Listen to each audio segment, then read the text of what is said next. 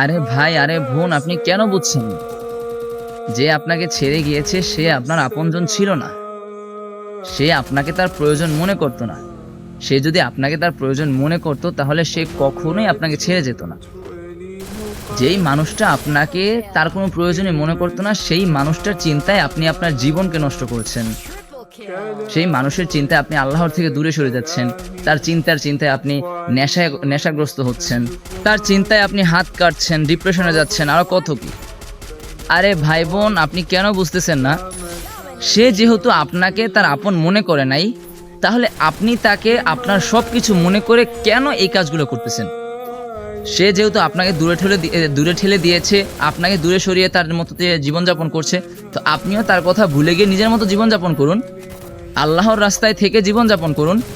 দেখবেন যে তার কথা আপনার মনেও পড়বে না। আল্লাহ পাক রব্বুল আলামিন আমাদেরকে বুঝার তৌফিক দান করুক।